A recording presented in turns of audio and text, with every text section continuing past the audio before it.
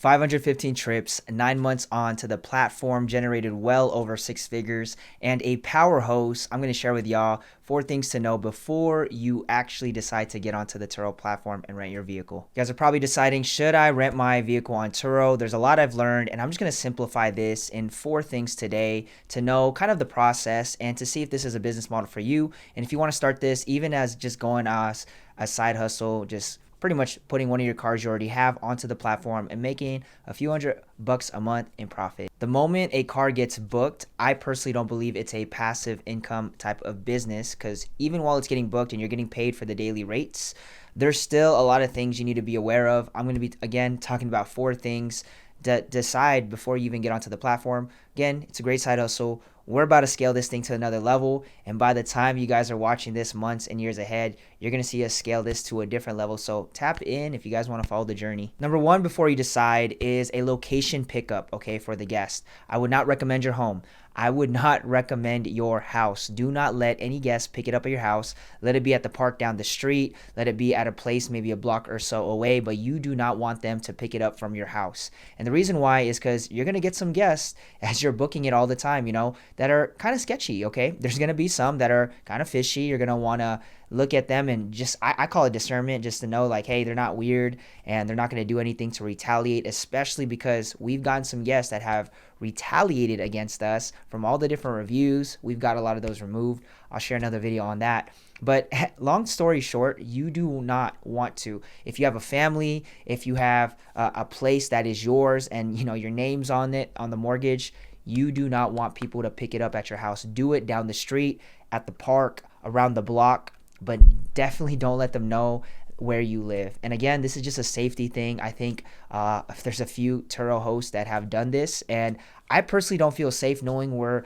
random guests know where I live. We do our drop-offs at our store, which is not too far from my place, and this is a great way to keep your privacy as a Turo host and to make sure that when you attract some weird people, you can at least cover yourself and they'll never know where you live. Again, this is a safety concern, okay? So really keep you and your family safe. 2 is the check-in and check-out process. It's pretty simple, okay? You go in, it'll tell you how to get started. You put the mileage of the vehicle, you take pictures. You want to make sure that you are also verifying when the guest comes, you're verifying their license. It tells you exactly the year, date of birth. You want to make sure it's not an expired license. These are things that we want to make sure it's the right person that is getting it, and making sure they had a legit license. There's been some guests that haven't had their license. We'd had to call and contact Turo. They have to go back and confirm it with us. They really want people to have a license, because what if a cop pulled them over? Are they going to take the picture, okay, like on their phone? And we've had guests that done that, and we had to deny them just because of Turo policy at the time. So check-in process, it's pretty simple. We don't do contactless drop-offs, check-ins, checkouts, and the only reason is because we like to connect. I have a team. There's a handful of us that are doing the check-in and check-out process. When we check in, we do a minimum of 200 photos, 200 to 300 photos. We're very serious about this business, because if it comes back and there's damages, we want Turo to know that it was uploaded onto the app and we can take this to claims. Check-in process is simple. You just get their license, you hand it off, verify their info, make sure the license isn't expired, and then at the checkout, you want to do a thorough inspection with the guest. You guys both look at the phone, the app. It's very simple how to check out. You just look at the mileage, how much they've drove, make sure they didn't go over the daily rate, or you'd have to charge them for additional miles. Then you just want to make sure you guys do a thorough inspection together, because sometimes if you file a claim and then the guest is like, wait, I thought we did a inspection. Well, we always like to do it in front of them so they know, especially if some guests, they do know they messed up and they just don't want us to know that they know, okay? So there's been a lot of different stuff. I mean, with over 500 trips, we've learned so much. And you just do the thorough inspection and make sure that they brought it back the same level of fuel that they received it, okay? So check-in, check-out process, we don't do contactless, but it's up to you. Let's say you're doing this as a side hustle, you work a full-time job, you're not as flexible, then you can do that, and you just want to make sure, they take a picture of where they dropped it off, keys, let you know.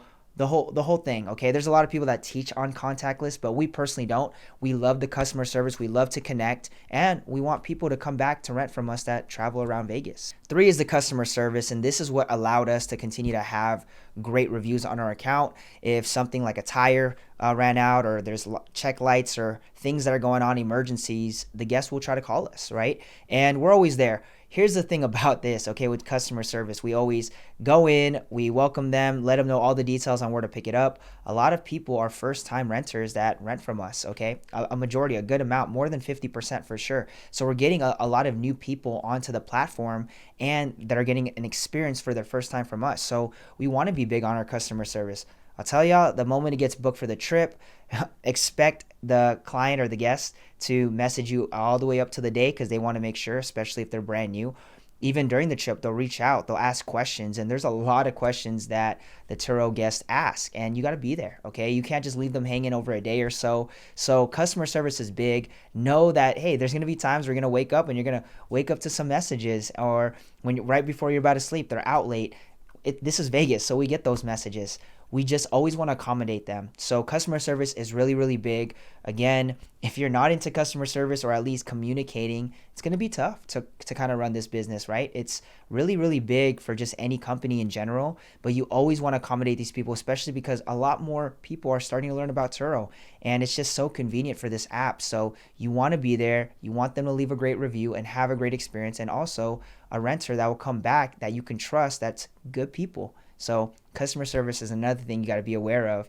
And sometimes you might not be able to sleep at night, right? Like there's times where you're always checking your phone and if there's notifications coming through or not. So just be aware. Sometimes there's going to be emergencies that go on and the guests might not know what to do. So they need to have a line to call. Four is maintenance. We did a video on this. You guys can tap in on how we do check our fluids, tires, the whole thing. You guys can check out that video on what we do. We actually walk you step by step through the whole process. But maintenance, how to maintain your vehicle. I'd recommend you guys going through a specific place. We use Valvoline. They've been the best. They have the greatest customer service, and they've been helping us a lot. They do it right in front of you, so there's like nothing hidden. It's all right in front. And again, great customer service, at least the one that's down the street from us out here in Vegas. So maintenance, just know that, wear and tear from the tires, rotations, oil changes, fluids, everything else, okay? And especially if you're this is like full time where your car's going out, we get a lot of people that put in like 1,000 miles. Our last trip, this person just literally put in 1,000 miles. So, and this is us just making sure that it's always safe. Okay, there's safety to it. Turo recently just implemented not too long ago, a few months, this yearly vehicle inspection, and we had to do this with a few vehicles. It's very, very simple. At our local Pep Boys, they did it for $20, and all we did was just schedule $20, and then it's renewed for a whole year. Turo is really big on maintenance, inspections, and also you want to make sure that the guest experience is great, that there's nothing wrong with the vehicle. So you have to be able to make sure that your vehicles are maintained well, especially if you're going to be renting them from month to month to month. Do you guys want to rent your vehicle on Turo? If you do, you guys can tap in. I'll be sharing a lot of stuff. Drop questions below. I want to make a lot of videos on this because, again, we're looking to scale this to another level. Expect me to have a lot more cars going into the future. And I just think it's such a lucrative business model for anyone that wants to get started.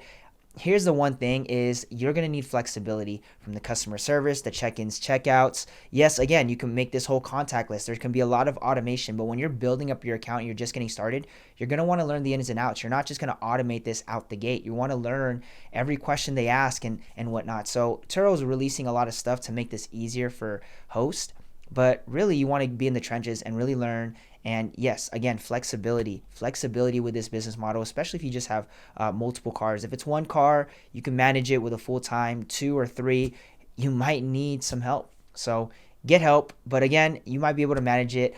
I'll be dropping in some more stuff if you guys enjoyed this stuff. And if you want to watch better ways, more ways to make money, not just on the daily rates, I just dropped this video.